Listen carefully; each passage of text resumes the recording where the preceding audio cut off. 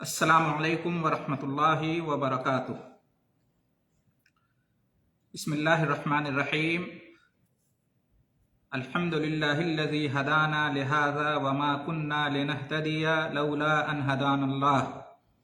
سبحانک لا علم لنا الا ما علمتنا انک انت العلیم الحکیم۔ اللہم صل وسلم وبارک علی عبدک ورسولک محمد وعلى آلہ وصحبہ اجمعین۔ اللہم علمنا ما ينفعنا وانفعنا بما علمتنا وزدنا علما۔ رب اشرح لی صدری ویسر لی امری واحلل عقدۃ من لسانی یفقہوا قولی۔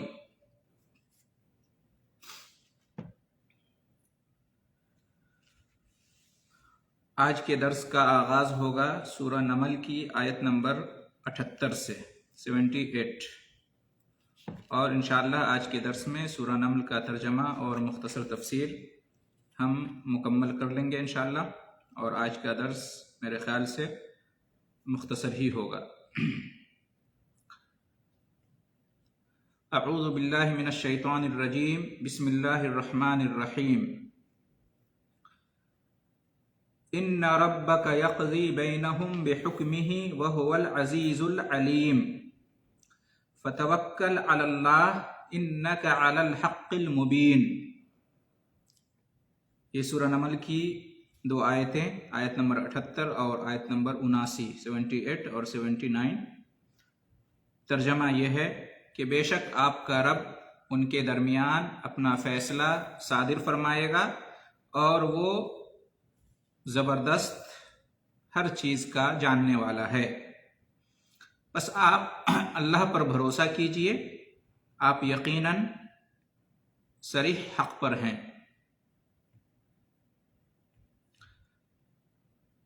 تفسیر۔ اس سے پہلے قرآن کریم کی عظمت بیان کی گئی، اس کی اہمیت کو مزید اجاگر کرنے کے لیے اللہ تعالیٰ نے نبی کریم صلی اللہ علیہ وسلم کو مخاطب کر کے یہاں فرمایا کہ وہ قیامت کے دن اس قرآن پر ایمان لانے والوں اور اس کا انکار کرنے والوں کے درمیان عدل اور حکمت کے ساتھ فیصلہ کرے گا، حق کو باطل سے ممتاز کر دے گا، اور اس کے مطابق جزا و سزا کا اہتمام کرے گا، اور وہ ایسا غالب و زبردست ہے کہ کوئی باطل پرست اس کے فیصلے سے بھاگ نہیں سکے گا، اور وہ ایسا علام الغیوب ہے کہ حق اور ناحق کو خوب جانتا ہے، اس کے فیصلے میں غلطی نہیں ہو سکتی۔ بس اے میرے نبی، اللہ فرما رہا ہے کہ اے میرے نبی، آپ اللہ پر بھروسہ کر کے اپنا معاملہ اس کے سپرد کر کے اس کو اپنا کارساز اور مددگار مان کر دعوت و تبلیغ کا کام کیے جائیے، اور اس یقین کے ساتھ اپنا مشن جاری رکھیے کہ آپ ایسے دین حق پر ہیں جو بالکل واضح اور روشن ہیں، جس کی صداقت اور حقانیت میں ذرہ برابر بھی شک نہیں ہے۔ اس سے یہ سبق ملتا ہے کہ حق پرست کو اس بات کا یقین رکھنا چاہیے کہ اللہ اس کی ضرور مدد کرے گا، اور باطل سرنگوں ہو کر رہے گا، اور اس دعوت و تبلیغ کے کام میں بھی اللہ تعالیٰ پر بھروسہ رکھنا چاہیے اور اس سے مدد مانگنا چاہیے۔ اور جس دین کی دعوت و تبلیغ ہم دے رہے ہیں، یعنی دین اسلام، اس پر مکمل ایمان اور یقین رہنا چاہیے کہ یہ برحق ہے، اور اس کے سوا جو بھی دین ہے وہ باطل ہے۔ آیت نمبر 80 اور 81۔ انک لا تسمع الموتى ولا تسمع الصم الدعاء اذا ولوا مدبرین۔ ترجمہ: بے شک آپ مردوں کو نہیں سنا سکیں گے اور نہ بہروں کو اپنی آواز سنا سکیں گے جب وہ پیٹھ پھیر کر چل دیں گے، اور نہ آپ اندھوں کو ان کی گمراہی سے ہٹا کر ہدایت کی راہ پر لا سکتے ہیں۔ آپ تو صرف ان کو سنائیں گے جو ہماری آیتوں پر ایمان رکھتے ہیں اور مسلمان ہیں۔ ان دونوں آیتوں میں نبی کریم صلی اللہ علیہ وسلم کو مزید اطمینان دلانے کے لیے اللہ نے فرمایا کہ دعوت اسلامیہ سے وہی لوگ مستفید ہوں گے، فائدہ اٹھائیں گے جو قرآن کریم پر ایمان لائیں گے اور اللہ کے دین کو دل سے قبول کر لیں گے۔ آپ اس فکر میں ہر دم پریشان نہ رہیں کہ سبھی لوگ آپ کی دعوت کو کیوں نہیں قبول کر لیتے ہیں۔ اصل بات یہ ہے کہ کفار مکہ قرآن کریم کو اپنے ظاہری کانوں سے سنتے تھے، لیکن ان پر اس کا رائی کے دانے کے برابر بھی کوئی اثر نہیں ہوتا تھا۔ اس لیے انہیں مردوں اور بہروں سے تشبیہ دی گئی اور کہا گیا کہ وہ گویا کہ مردے ہیں، بہرے ہیں، اور ان کی گمراہی ایسی تھی کہ ان کے راہ راست پر آنے کی کوئی امید بھی نہیں تھی، اس لیے انہیں اندھوں سے تشبیہ دی گئی اور کہا کہ وہ گویا کہ اندھے ہیں۔ اور ہر دور میں جن کے لیے گمراہی لکھ دی جاتی ہے اور جن کے دلوں پر مہر لگا دی جاتی ہے، ان کے اعمال کی وجہ سے، تو ان کا ایسا ہی حال ہوتا ہے۔ معلوم یہ ہوا کہ ہدایت اور استقامت کے لیے واعظ و نصیحت کی باتوں کو دل سے دیکھنا، سننا اور سمجھنا ضروری ہے، ورنہ زیادہ امکان یہی رہے گا کہ محرومی ہاتھ آئے گی۔ قرآن کریم کی جو یہ آیت ہے، آیت نمبر 80، جس کی شروعات ہے اِنَّكَ لَا تُسْمِعُ الْمَوْتَى، یعنی آپ مردوں کو نہیں سنا سکیں گے یا مردوں کو نہیں سنا سکتے۔ اس سے یہ بھی معلوم ہوا کہ مردوں کے سننے کا عقیدہ قرآن کے خلاف ہے۔ مردے کسی کی بات نہیں سن سکتے سوائے مخصوص حالات کے، جیسے کہ مردے کو جب لوگ دفن کر کے واپس جاتے ہیں تو ان کے جوتوں کی آہٹ وہ سنتا ہے۔ اسی طرح معجزانہ طور پر اللہ تعالیٰ نے نبی کریم صلی اللہ علیہ وسلم کا خطاب جنگ بدر کے مقتول کافروں کو سنوا دیا تھا۔ تو یہ خاص کیسز ہیں کہ جہاں مردے اللہ کی مشیت سے سنتے ہیں، ورنہ عام حالات میں اور اصل یہی ہے کہ مردے نہیں سنتے ہیں۔ لہذا بزرگان دین کے بارے میں یا رسول صلی اللہ علیہ وسلم کے اور اولیاء اور صالحین کے بارے میں جو فوت ہو چکے ہیں، یہ عقیدہ رکھنا کہ وہ اپنی قبروں میں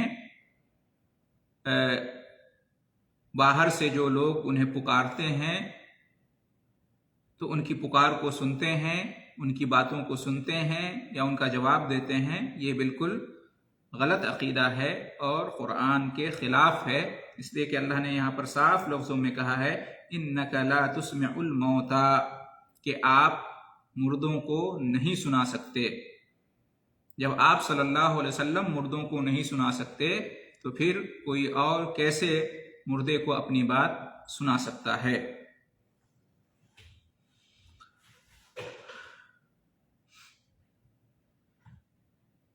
اسی طرح قرآن کی یہ جو آیت ہے، آیت نمبر 81، جس میں ہے کہ وَمَا أَنْتَ بِهَادِ الْعُمْيِ، آیت نمبر 81 جو ہے وَمَا أَنْتَ بِهَادِ الْعُمْيِ عَنْ ضَلَالَتِهِمْ إِن تُسْمِعُ إِلَّا مَن يُؤْمِنُ بِآيَاتِنَا فَهُمْ مُسْلِمُونَ، جس کا ترجمہ کیا گیا کہ آپ اندھوں کو ان کی گمراہی سے ہٹا کر راہ ہدایت پر نہیں لا سکتے، آپ تو صرف ان کو سنا سکتے ہیں جو ہماری آیتوں پر ایمان رکھتے ہیں اور مسلمان ہیں۔ تو یہ جو کہا کہ وَمَا أَنْتَ بِهَادِ الْعُمْيِ، یعنی آپ اندھوں کو ہدایت نہیں دے سکتے، اس سے یہ بھی بات معلوم ہوئی کہ ہدایت دینے والا صرف اللہ ہے، اس لیے ہدایت اپنے لیے ہو یا کسی اور کے لیے صرف اللہ سے مانگنی چاہیے، اس کے سوا کوئی دوسرا ہدایت نہیں دے سکتا۔ اللہ کے سوا کوئی اور، چاہے وہ رسول ہو یا کوئی دوسرا داعی ہو، وہ ہدایت کا راستہ کسی کو دکھا سکتا ہے، بتا سکتا ہے، لیکن اس پر چلا نہیں سکتا اور اس پر چلنے کی توفیق نہیں دے سکتا، اس کو ہدایت نہیں دے سکتا۔ اس لیے اللہ کے سوا کسی اور سے ہدایت نہیں مانگنی چاہیے، اور جو اللہ کے سوا کسی اور سے ہدایت اور توفیق مانگتا ہے اپنے لیے یا کسی اور کے لیے، تو وہ گویا کہ اللہ تعالیٰ کے ساتھ شرک کرتا ہے۔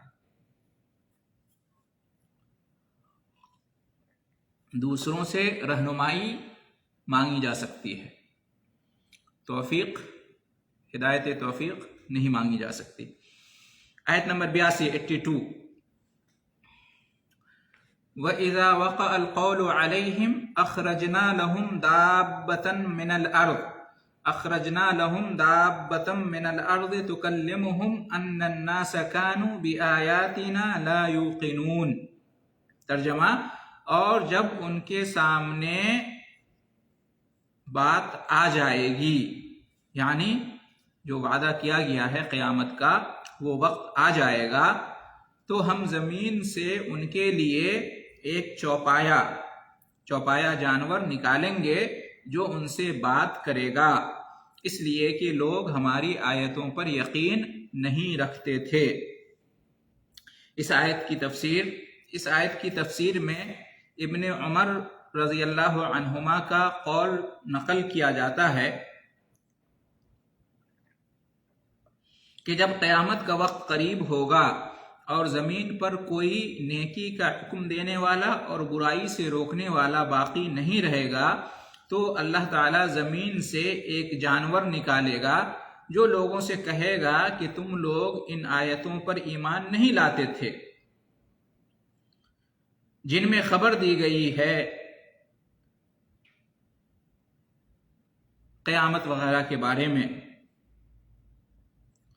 تو میں قرب قیامت کی ایک نشانی ہوں، جانور کہے گا، میں نشانی ہوں اس بات کی کہ قیامت آنا چاہتی ہے، اس لیے کہ قیامت کے قریب بالکل یہ نشانی ظاہر ہوگی۔ جانور کہے گا کہ مجھے اسی اللہ نے قوت گویائی دی ہے، انسانوں سے کہے گا کہ مجھے اسی اللہ نے یہ صلاحیت دی ہے تم سے بات کرنے اور تمہاری بات سمجھنے کی، جو کہ قیامت کو لانے پر بھی قادر ہے، اور جس نے قرآن نازل کر کے اور رسول کو بھیج کر اس بارے میں تمہیں بتایا تھا۔ صحیح حدیث سے ثابت ہے کہ قیامت کی جو ابتدائی نشانیاں ہوں گی، بڑی بڑی نشانیاں،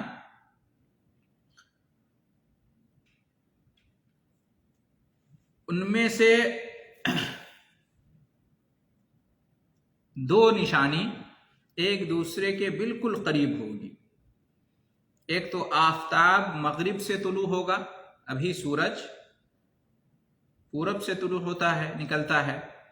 قیامت کی نشانی، اور یہ بڑی نشانی ہے،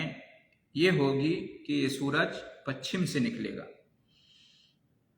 اور دوسری نشانی یہ کہ صبح کے وقت، چاشت کے وقت، اچانک ایک جانور نکل کر لوگوں کے سامنے آ جائے گا اور بات کرنے لگے گا۔ یہ دونوں نشانیاں ایک دوسرے کے بالکل قریب ظاہر ہوں گی۔ مفسرین لکھتے ہیں کہ یہ جو جانور کے ظاہر ہونے اور لوگوں سے بات کرنے کی بات ہے، یہ جانور یا تو ایک ہوگا جو لوگوں سے بات کرے گا، یا مقصود یہ ہے کہ جانور کی ایک قسم ہوگی جس کی ایک بڑی تعداد یک بیک زمین کے مختلف حصوں میں ظاہر ہوگی، اور سبھی اللہ کے حکم سے وہی بات کریں گے جس کا اوپر ذکر آ چکا ہے۔ وہ جانور کیسا ہوگا، کہاں ظاہر ہوگا، اور اس بارے میں دوسری بہت ساری تفصیلات کا ذکر قرآن و حدیث میں نہیں آیا ہے۔ بعض ایسی روایتیں ہیں جن میں ان کا ذکر آیا ہے جو کہ قابل اعتبار نہیں ہیں، اور نہ ہی اصل مضمون کو سمجھنے کے لیے ان کی ضرورت ہے، اس لیے ان روایتوں کا بیان نہ کرنا ہی بہتر ہے۔ آیت نمبر 83،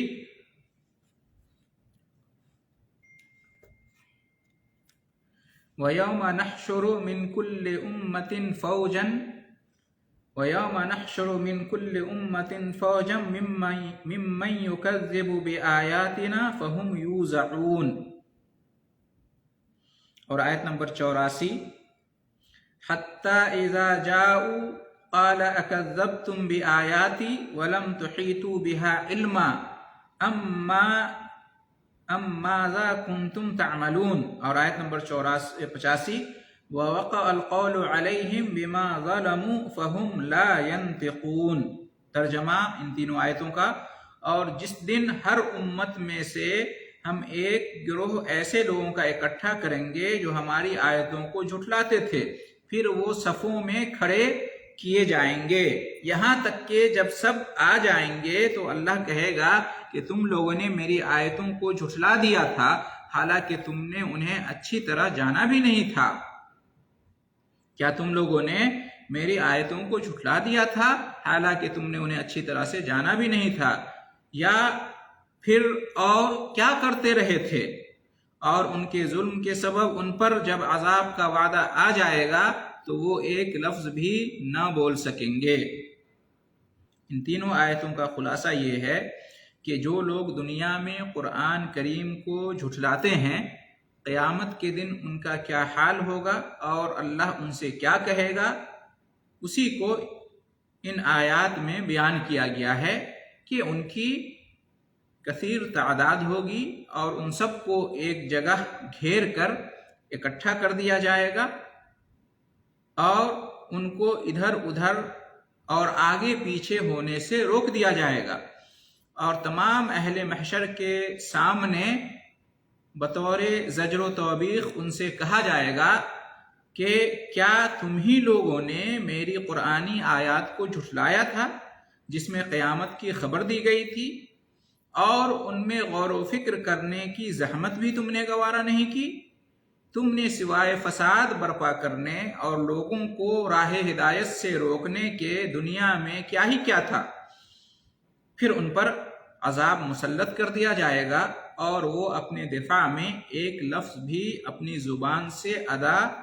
نہیں کر پائیں گے۔ ان کے پاس کوئی عذر ہوگا ہی نہیں کہ جسے وہ پیش کر سکیں۔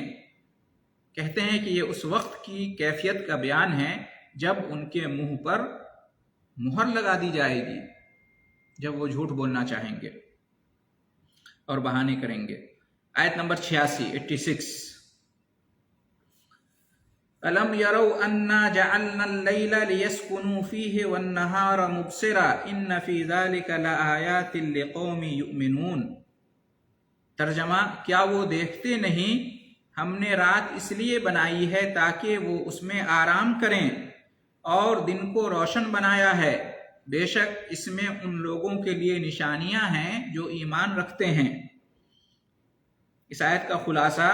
منکرین قیامت کو غور و فکر کرنے کی دعوت دی جا رہی ہے کہ اللہ تعالیٰ نے رات بنائی ہے جس میں لوگ سکون حاصل کرنے کے لیے نیند کی آغوش میں چلے جاتے ہیں، جو کہ موت ہی کی ایک قسم ہے، یعنی نیند ایک طرح کی موت ہے، چھوٹی موت اس کو کہا گیا ہے، اور دن کے وقت جاگ اٹھتے ہیں اور مصروف عمل ہو جاتے ہیں۔ کسب معاش میں اور اپنے کام کاج میں لگ جاتے ہیں۔ یہ جاگنا موت کے بعد زندگی کی ایک قسم ہے، یعنی سمجھیے کہ ایک نئی زندگی ملتی ہے روزانہ جب انسان سو کر اٹھتا ہے تو، اور جب تک آدمی زندہ رہتا ہے نیند اور بیداری اور اس موت و حیات کا سلسلہ گویا کہ جاری رہتا ہے، اور یہ سب اللہ کی قدرت سے ہوتا ہے۔ اگر ایک عقل مند آدمی اس میں غور و فکر کرے گا تو یقیناً موت کے بعد دوسری زندگی پر ایمان لے آئے گا، کیونکہ جو اللہ نیند اور بیداری پر قادر ہے، جو انسان کو نیند دے کر تھوڑی دیر کے لیے مار سکتا ہے اور پھر وہ بیدار کر کے اسے زندگی دے سکتا ہے، اور روزانہ کا یہ عمل ہوتا ہے، تو یقیناً جو حقیقی موت ہوگی، بڑی موت جس کے بعد پھر اس دنیا میں زندگی نہیں ملنے والی، اس موت کے بعد وہ یقیناً انسان کو دوبارہ زندہ کرنے پر بھی قادر ہے، اس کے لیے کوئی مشکل نہیں ہے۔ آیت کے آخر میں یہ کہا گیا ہے کہ اس خواب اور بیداری کے عمل میں، یعنی روزانہ نیند آنے اور بیدار ہونے کا جو سلسلہ ہے، اس میں ایمان والوں کے لیے نشانیاں ہیں، کیونکہ انہی کے دل زندہ ہوتے ہیں اور وہی اس میں غور و فکر کرنے کے بعد بعد الموت پر ایمان رکھتے ہیں، یعنی آخرت پر ایمان رکھتے ہیں، اور جن کے دل کفر کی وجہ سے مردہ ہیں انہیں غور و فکر کی بھی توفیق نہیں ہوتی، اور اس لیے وہ ایمان بھی نہیں لا پاتے ہیں۔ آیت نمبر 87 وَيَوْمَ يُنْفَخُ فِي الصُّورِ فَفَزِعَ مَنْ فِي السَّمَاوَاتِ وَمَنْ فِي الْأَرْضِ إِلَّا مَنْ شَاءَ اللَّهُ وَكُلٌّ أَتَوْهُ دَاخِرِينَ۔ ترجمہ: اور جس دن سور پھونکا جائے گا تو آسمانوں اور زمین کے تمام رہنے والے گھبرا اٹھیں گے، سوائے ان کے جنہیں اللہ اس گھبراہٹ سے بچا لے، اور سب کے سب اس کے سامنے عاجزی اور انکساری کے ساتھ حاضر ہوں گے۔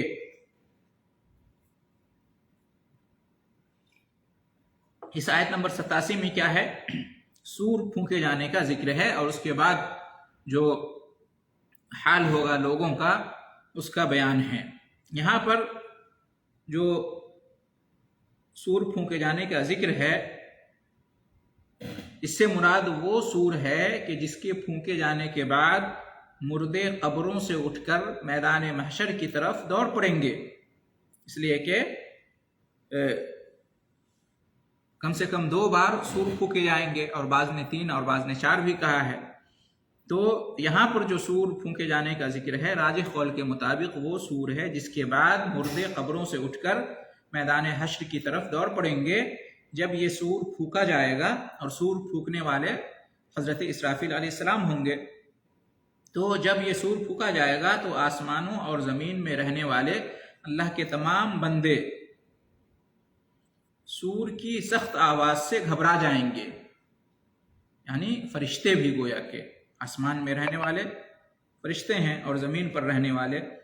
انسان اور تمام مخلوقات جو بھی سنیں گے اس آواز کو، سور جو پھونکا جائے گا، تو سب گھبرا جائیں گے اور سب پر دہشت طاری ہو جائے گی، مگر اللہ کے کچھ ایسے بندے ہوں گے جنہیں اللہ تعالیٰ اس خوف اور دہشت سے محفوظ اور مامون رکھے گا، یعنی ان کے اوپر خوف طاری نہیں ہوگا۔ یہ اللہ کے نیک بندے کون ہیں؟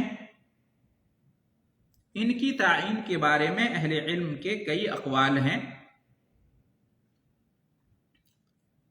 جیسے کہ انبیاء ہوں گے، فرشتے ہوں گے، شہداء ہوں گے، تو یہ سب تو خیر ہوں گے ہی۔ ایک قول یہ بھی ہے کہ ان سے مراد تمام اہل ایمان ہیں، جو بھی ایمان والے ہیں، ایمان صادق والے، ایمان خالص والے، تو اللہ تعالیٰ انہیں بھی اس بڑی گھبراہٹ سے محفوظ رکھے گا۔ جیسا کہ آنے والی جو آیت ہے 89، وہ بتاتی ہے کہ مومنین اس دن کی گھبراہٹ سے مامون و محفوظ رہیں گے۔ چنانچہ آیت نمبر 89 میں ہے کہ وَتَرَى الْجِبَالَ تَحْسَبُهَا جَامِدَةً وَهِيَ تَمُرُّ مَرَّ السَّحَابِ صُنْعَ اللَّهِ الَّذِي أَتْقَنَ كُلَّ شَيْءٍ إِنَّهُ خَبِيرٌ بِمَا تَفْعَلُونَ۔ یہ آیت نمبر 88 ہے۔ ترجمہ: اور اس دن آپ پہاڑوں کو دیکھیں گے تو انہیں ساکن اور جامد گمان کریں گے،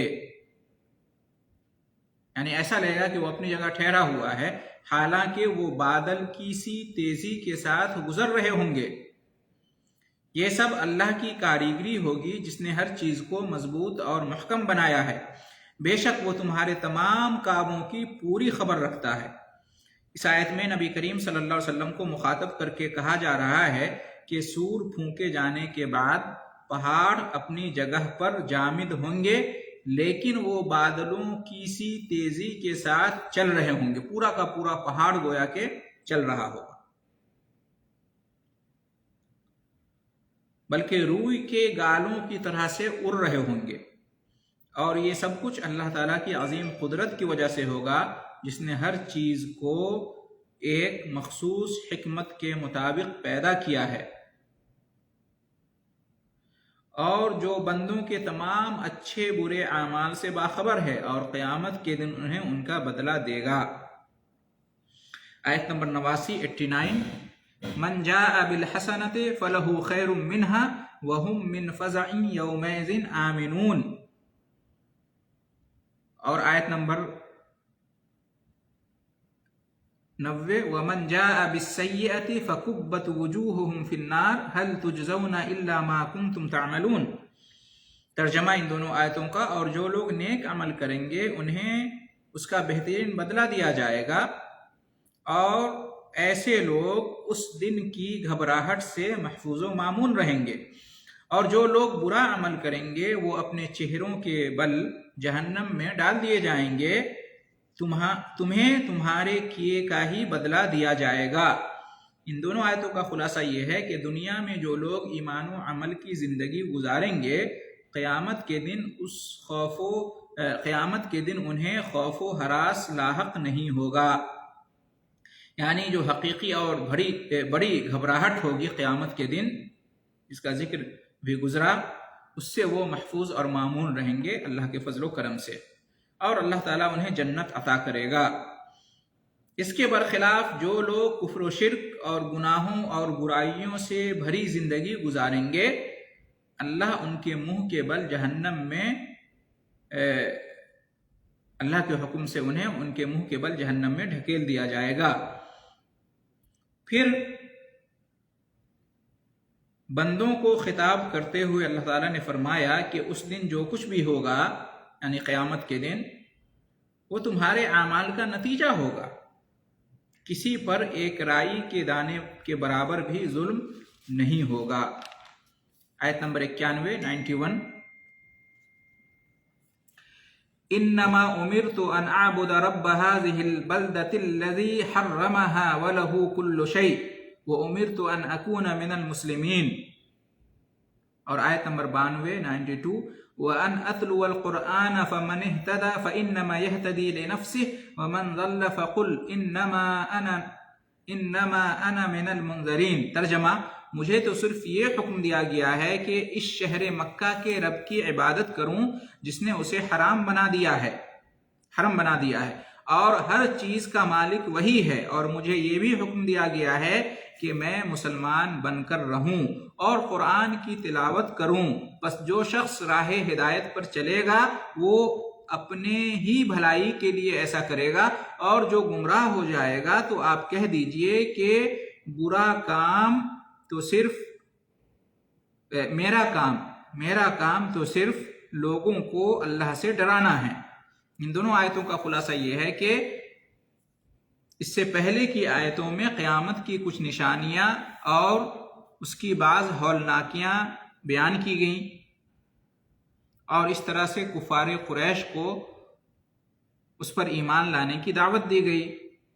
اور اب نبی کریم صلی اللہ علیہ وسلم سے کہا جا رہا ہے کہ وہ ان کافروں کے سامنے اپنا عقیدہ و عمل بیان کر دیں اور اپنا موقف واضح کر دیں۔ چنانچہ آپ نے قرآن کی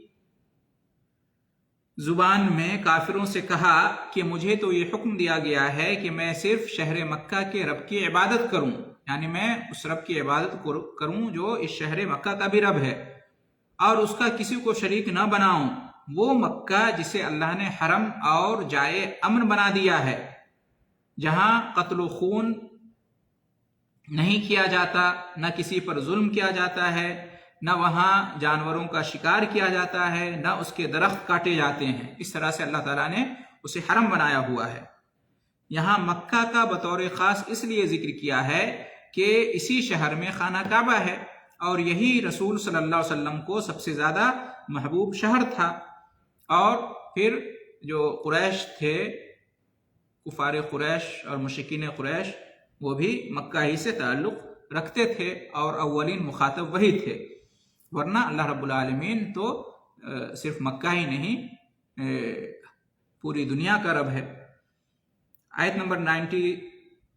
یہاں پر مفسرین لکھتے ہیں کہ شہر مکہ اور اس کے امن و سکون کو یہاں پر جو ذکر کیا گیا ہے اس کا مقصد کیا ہے؟ کفار قریش کو احساس دلانا کہ ان نعمتوں کا تقاضا تو یہ تھا کہ جس اللہ نے تمہیں یہ نعمتیں دی ہیں، تمہارے شہر کو امن والا بنایا، حرم والا بنایا، تو اس کا تقاضا یہ تھا کہ تم اس کی بندگی میں کسی کو شریک نہ کرتے اور اس کے بھیجے ہوئے قرآن اور رسول پر ایمان لے آتے۔ آپ صلی اللہ علیہ وسلم نے اپنی تقریر جاری رکھتے ہوئے آگے فرمایا کہ وہی اللہ ہر چیز کا خالق و مالک ہے، اور مجھے تو یہی حکم دیا گیا ہے کہ اپنی جبین نیاز صرف اسی کے سامنے خم کروں، اور مجھے یہ بھی حکم دیا گیا ہے کہ تمہیں قرآن پڑھ کر سناؤں اور اس پر ایمان لانے کی تمہیں دعوت دوں، کیونکہ دونوں جہان کی سعادت کا راز اسی میں ہے۔ تو جو شخص میری دعوت توحید کو قبول کرے گا اور شرک سے تائب ہو جائے گا، اس کا نفع اسے ہی پہنچے گا، اور جو شخص گمراہ ہو جائے گا اس کا وبال اسی کے سر ہوگا۔ میرا کام تو صرف حق کا پیغام لوگوں تک پوری صراحت کے ساتھ پہنچا دینا ہے۔ جو میری دعوت کو نہیں مانے گا تو میرا کیا، اللہ تعالیٰ خود ہی اس سے حساب لے لے گا۔ اور آیت نمبر 93 آج کی آخری آیت، آج کے درس کی، اور سورہ نمل کی آخری آیت 93۔ وَقُلِ الْحَمْدُ لِلَّهِ سَيُرِيكُمْ آيَاتِهِ فَتَعْرِفُونَهَا وَمَا رَبُّكَ بِغَافِلٍ عَمَّا تَعْمَلُونَ۔ ترجمہ، اور آپ کہہ دیجئے کہ تمام تعریفیں صرف اللہ کے لیے ہیں، وہ عنقریب تمہیں اپنی نشانیاں دکھائے گا تو تم انہیں پہچان لوگے، اور آپ کا رب ان کاموں سے غافل نہیں ہے،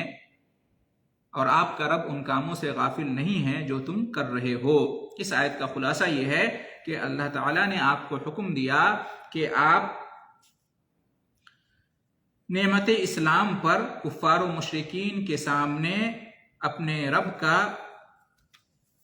شکر ادا کریں اور اس شکریہ کا اظہار کریں کہ ہم مسلمان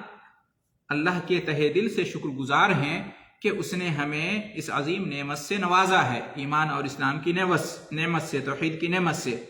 اور آپ ان سے یہ بھی کہہ دیجئے کہ مستقبل میں ہمارا رب تمہیں اپنی نشانیاں دکھائے گا۔ چنانچہ اللہ تعالیٰ نے انہیں اپنی پہلی نشانی جنگ بدر میں دکھائی جب وہ قتل اور قید کیے گئے، اور دوسری نشانی فتح مکہ کے دن دکھائی کہ جس مکہ سے انہوں نے ایمان والوں کو نکال دیا تھا، وہی مکہ ایمان والوں کے زیر نگیں تھا، اور وہ سب مغلوب بن کر ایمان والوں کے سامنے کھڑے تھے۔ اور آخری نشانی، اور اس کے علاوہ بہت ساری نشانیاں دکھائی گئیں یہ جو اہم ہیں، اور آخری نشانی کہتے ہیں کہ موت کے وقت اللہ تعالیٰ دکھائے گا جب فرشتے ان کے چہروں اور ان کی پیٹھوں پر ضربے لگائیں گے، جیسا کہ دوسری آیتوں میں ہے، اور ان سے کہیں گے کہ اب چکھو عذاب کا مزہ۔ یعنی موت کے وقت نشانیوں کو دیکھ کر اگر وہ ایمان لانا بھی چاہیں گے تو کوئی فائدہ نہیں ہوگا، اس لیے کہ دنیا میں جو نشانیاں دیکھی تو ایمان نہیں لائے، موت کے وقت، عین موت کے وقت جب نشانی دیکھیں گے تو ایمان لانا چاہیں گے، لیکن ایمان لانے کا اس وقت کوئی فائدہ نہیں ہوگا، کیونکہ اس وقت کا ایمان اللہ کے یہاں قابل قبول نہیں۔ آیت کے آخر میں اللہ تعالیٰ نے فرمایا کہ اے میرے نبی، آپ کا رب لوگوں کے اعمال سے غافل نہیں ہیں، وہ ہر ایک سے باخبر ہے۔ جو کوئی بھی جو جیسا بھی عمل کر رہا ہے، اچھا یا برا، اللہ تعالیٰ ہر ایک سے واقف ہے۔ مجرمین اور ظالمین جو کچھ کر رہے ہیں، اللہ تعالیٰ اس سے بھی واقف ہے، اللہ غافل نہیں ہے، اور ہر ایک کو اس کے مقرر وقت پر اس کے عمل کا بدلہ ضرور دے گا۔ اس میں اللہ کی جانب سے گویا کہ تمام لوگوں کے لیے، اور خاص طور سے جو ظالمین ہیں، مجرمین ہیں، کفار و مشرکین ہیں، اور اللہ کے نافرمان اور سرکش بندے ہیں، ان کے لیے بہت بڑی تنبیہ ہے اور ایک طرح کی وعید اور دھمکی ہے۔ اس طرح سے الحمدللہ سورہ نمل کا ترجمہ اور تفسیر مکمل ہوئی۔ دعا ہے اللہ رب العالمین سے کہ ہمیں قرآن پر، رسول پر، اور اس سے پہلے اللہ پر، اور اسی طرح سے آخرت پر، اور جن چیزوں پر بھی ایمان لانے کے لیے قرآن ہمیں دعوت دیتا ہے، ہم اس پر ایمان رکھیں اور اس پر استقامت اختیار کریں، اور اس ضمن میں جو بھی مشکلات سامنے آئیں ہم ان پر صبر کریں، اور اللہ تعالیٰ سے اجر و ثواب کی امید رکھیں، اور اللہ تعالیٰ سے حسن ظن رکھتے ہوئے اللہ تعالیٰ کی مہربانی اور اس کا فضل و کرم ضرور شامل حال ہوگا، یہ امید رکھیں اور اسی پر ہم قائم رہیں۔ اللہ تعالیٰ ہمیں اس کی توفیق عطا فرمائے تاکہ قرآن مجید کی برکتوں سے ہم دنیا میں بھی اور آخرت میں بھی ہمکنار ہوں۔ آمین۔ وآخر دعوانا ان الحمد للہ رب العالمین، وجزاکم اللہ خیر الجزاء۔ جزاک اللہ خیر شیخ، بہت بہت شکریہ شیخ۔ اللہ تعالیٰ آپ کو خیر دے، اور تمام سامعین جو سن رہے ہیں ان کو اللہ تعالیٰ اس کا اجر دے، اور اللہ تعالیٰ ان کو سمجھنے اور قرآن سے محبت کرنے اور اس پہ عمل کرنے کی توفیق عطا فرمائے۔ سامعین، ضروری اعلان کہ کل پھر جمعرات جمعہ ہم بریک لیں گے، اس کے بعد پھر عید کی چھٹیاں ہوگی۔ عید کی چھٹیوں کے بعد شیخ سے ہم مشورہ کر کے پھر کون سے ٹائمنگ ہماری ہوگی اس پہ آپ کو گروپ میں اطلاع دے دی جائے گی۔ انشاءاللہ ہم یہ سلسلہ نیکسٹ چھٹیوں کے بعد سورہ قصص کا پھر ہمیں درس انشاءاللہ اس کو قائم رکھیں گے اس تسلسل، اور آگے ہم اسی طرح دل جوئی کے ساتھ پوری قرآن ختم کرنے کی کوشش کریں گے۔ آپ تمام حضرات کو پیشگی عید کی مبارکباد۔ اللہ تعالیٰ ہمارے اعمال قبول کرے، ہمارے صوم صلات اور عبادتوں کو اللہ تعالیٰ قبول کرے، اور سب ساری دنیا کے مسلمانوں کو امن حفظ میں رکھے۔ جزاک اللہ خیر و احسن الجزاء۔ سبحانک اللہم و بحمدک، اشہد ان لا الہ الا انت